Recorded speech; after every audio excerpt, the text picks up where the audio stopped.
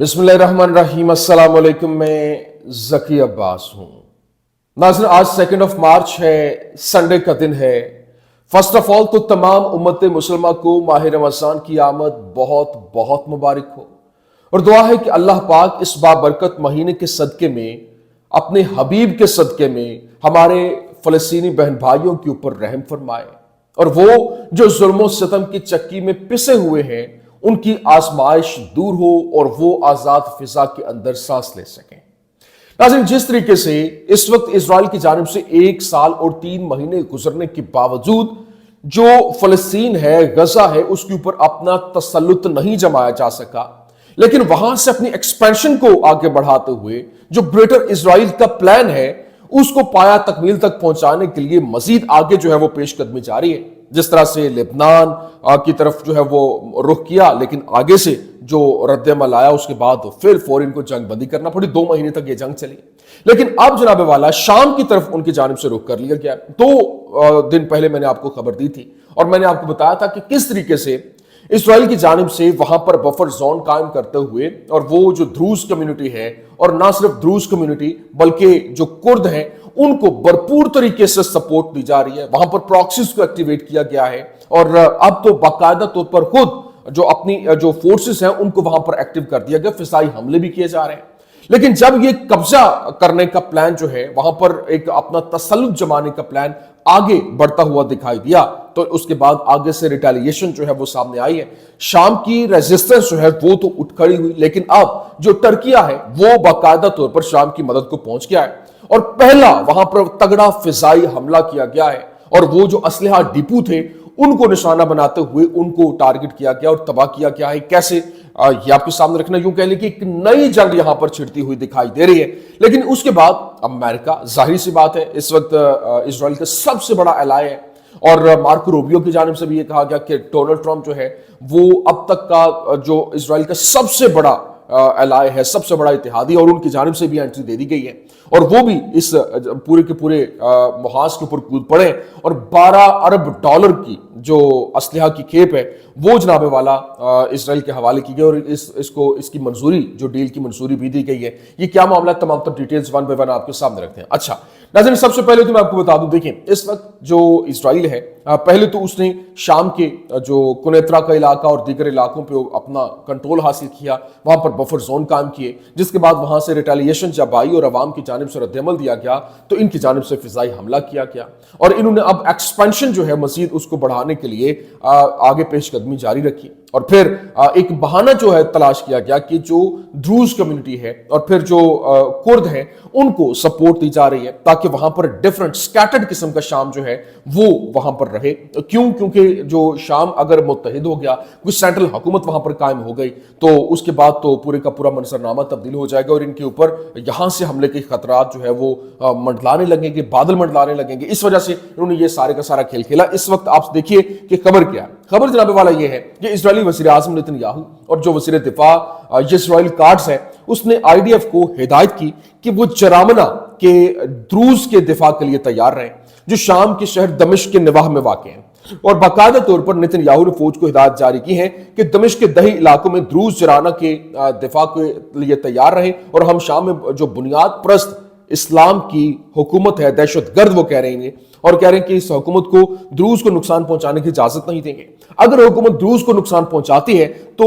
ہم باقاعدہ طور پر انہیں نقصان پہنچائیں گے۔ انہوں نے دروز کمیونٹی کے ساتھ اپنی وابستگی پر مزید زور دیتے ہوئے کہا کہ ہم اسرائیل میں اپنے دروز بھائیوں کے لیے پرعزم ہیں کہ شام میں ان کے دروز بھائیوں کو نقصان پہنچنے سے روکنے کے لیے ہر ممکن اقدامات کیے جائیں، اور ہم ان کی سلامتی کو برقرار رکھنے کے لیے تمام ضروری اقدامات کریں گے۔ یہ بیسیکلی انڈیکیٹر ہے یہ انہوں نے، کیونکہ پہلے تو وہ بفر زون قائم کر رہے ہیں اور آگے بھی پیش قدمی کر رہے ہیں، جس کے بعد اب ایک دنیا کو بھی بتانا ہے کہ یہ کچھ ہو رہا ہے، اور انہوں نے یہ ایک بہانہ بنایا کہ دروز کمیونٹی اور پھر جو کرد ہیں ان کو لے کر اب ایک سب سے امپورٹنٹ چیز ہے کہ یہ جو انہوں نے نیا توسیع منصوبہ ہے ان کا، اور شام کی دروز ریاست کا تصور جو انہوں نے پیش کیا ہے، یہ جاننا بڑا ضروری ہے، یہ سمجھنا بڑا ضروری ہے۔ اس کے بعد میں آپ کو بتاتا ہوں کہ جو ترکیہ کی جانب سے جو پہلا سٹرائک کیا گیا اور ڈپو کو نشانہ بنایا گیا، یوں کہہ لیں کہ ایک نئی آگ بھڑکنے بھڑکنا شروع ہو گیا ہے. ہوا کیا ہے, سب سے پہلے تو یہ دروز ریاست کا جو قیام ہے اس کو لے کر کس طرح سے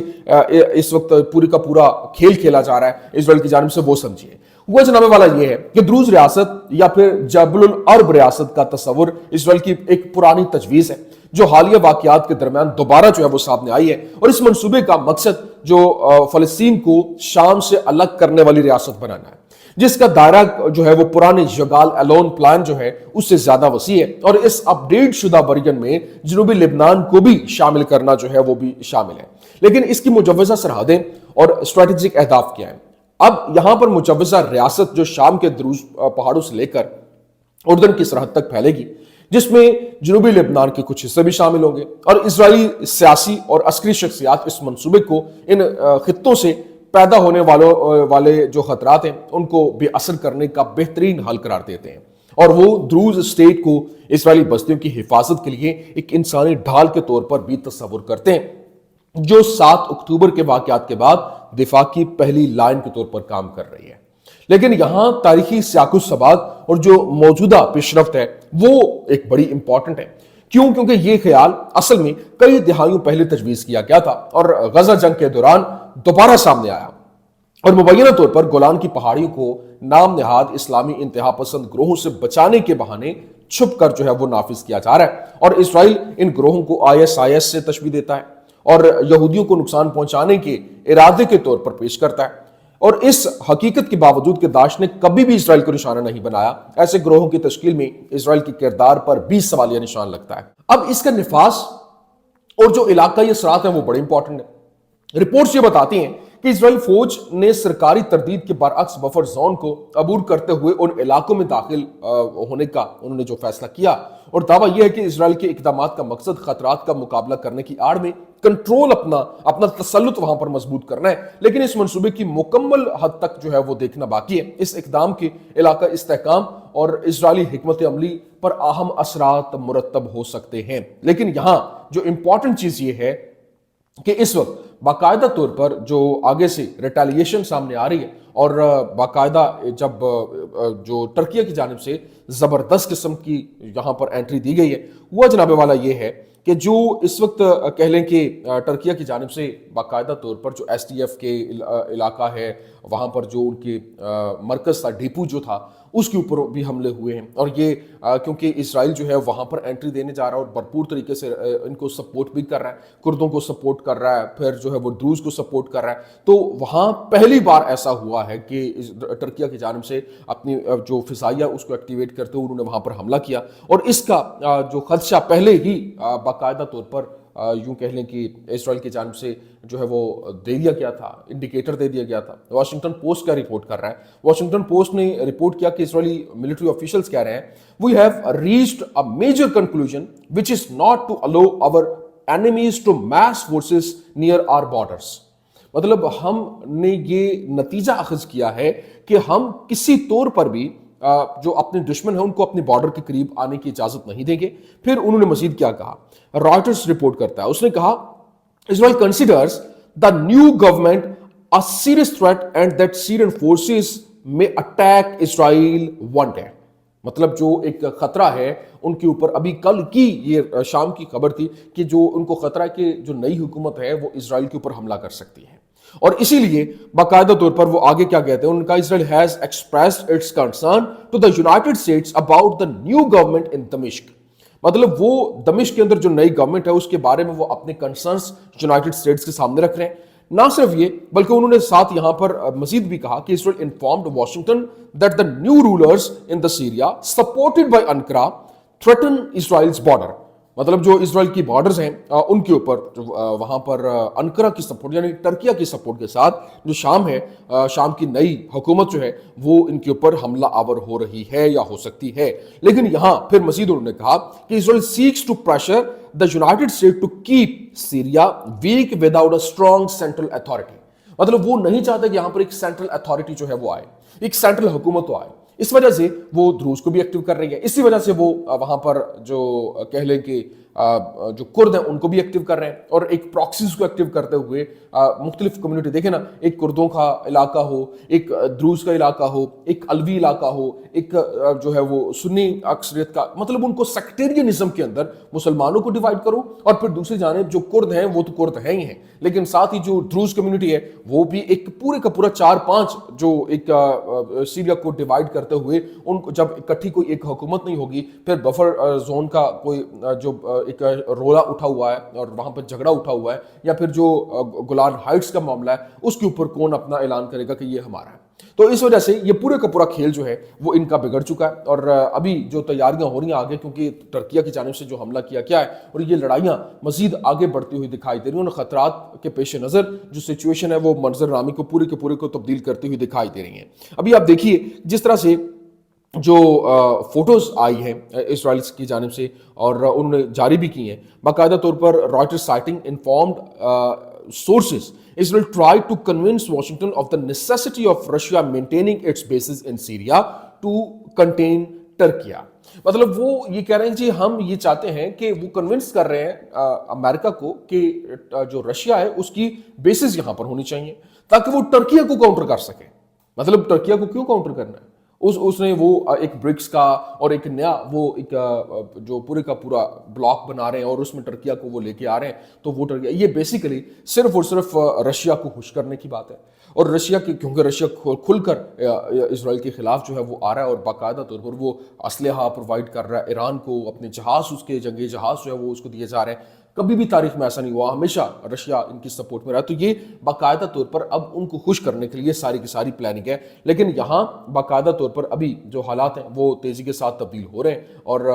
امپورٹنٹ چیز یہ ہے کہ اس وقت امریکی وزیر خارجہ نے اسرائیل کے لیے $4 بلین کی فوجی امداد میں تیزی لائی ہے, اور ٹرمپ انتظامیہ نے اقتدار سنبھالنے کے بعد سے تقریباً $12 بلین کے ہتھیاروں کی فروخت کی منظوری دی ہے. مارکو روبیو نے باقاعدہ طور پر بتایا کہ میں نے اسرائیل کو تقریباً $4 بلین کی فوجی امداد کی فراہمی میں تیزی لانے کے لیے ہنگامی حکام کو استعمال کرنے کے اعلان پر دستخط کیے, اور بائیڈن انتظامیہ کے اسلحے کی جزوی پابندی کو واپس لینے کا فیصلہ جو ہے وہ بھی ہوا, جس نے اسرائیل سے متعدد ہتھیاروں اور گولہ بارود کو غلط طریقے سے روک دیا تھا. یہ ایک اور علامت ہے کہ اسرائیل کا وائٹ ہاؤس میں صدر ٹرمپ سے بڑا کوئی اتحادی نہیں ہے, اور اقتدار سنبھالنے کے بعد سے ٹرمپ انتظامیہ نے اسرائیل کو FMS کی بڑی فروخت میں تقریباً $12 بلین کی منظوری دی ہے. یہ اہم فیصلہ صدر ٹرمپ کے بائیڈن دور کی یادداشت کی منسوخی کے ساتھ موافق ہے, جس نے اسرائیل کو فوجی امداد پر ایسے وقت میں بے بنیاد اور سیاسی شرائط عائد کی تھی جب ہمارا قریبی اتحادی ایران اور دہشت گرد پراکسیز کے خلاف متعدد محاذوں کے اوپر بقا کی جنگ لڑ رہا تھا.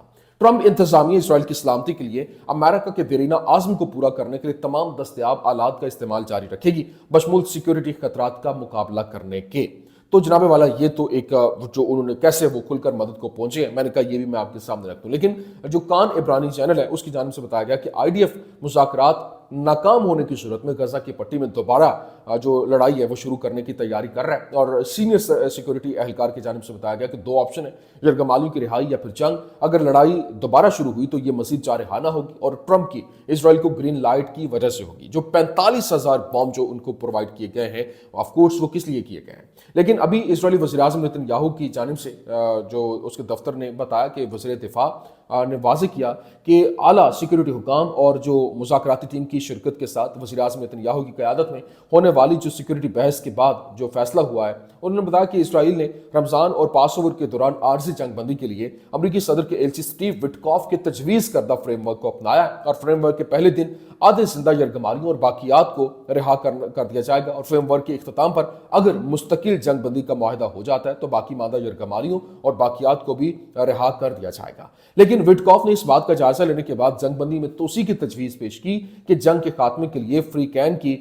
پوزیشنز کو ختم کرنا فی الحال ممکن نہیں ہے, اور مستقل جنگ بندی پر مذاکرات کے لیے مزید وقت بھی درکار ہے. اور جبکہ حماس نے بارہا معاہدے کی خلاف ورزی کی, یہ اسرائیل کہہ رہا ہے, اور لیکن اسرائیل نے اس کی خلاف ورزی نہیں کی, اور معاہدے کے مطابق اسرائیل 42ویں دن کے بعد دوبارہ جنگ شروع کر سکتا ہے. اگر وہ مذاکرات کو غیر مؤثر قرار دیتا ہے تو اس شک کی حمایت سابق امریکی انتظامیہ کے ایک ضمنی خط سے ہوتی ہے, اور اسے ٹرمپ انتظامیہ کی حمایت بھی حاصل ہے. جبکہ اسرائیل نے اپنے یرغمالیوں کی واپسی کے مقصد کے ساتھ وٹکاف فریم ورک سے اتفاق کیا, اور حماس نے اب تک اس منصوبے کو قبول کرنے سے انکار کو برقرار رکھا ہے، اور اگر حماس اپنی پوزیشن بدلتی ہے تو اسرائیل وٹکاف فریم ورک کی تمام تفصیلات پر فوری طور پر مذاکرات میں داخل ہو جائے گی۔ تو یہ جناب والا کچھ اہم ترین اپڈیٹس تھیں، میں نے کہا میں آپ کے سامنے رکھ دوں۔ امید کرتے ہیں ویڈیو آپ کو پسند آئی ہوگی، پسند آنے کی صورت میں لائک کیجیے، شیئر کیجیے اور ہمارے چینل کو سبسکرائب کرنا مت بھولیے گا۔ شکریہ۔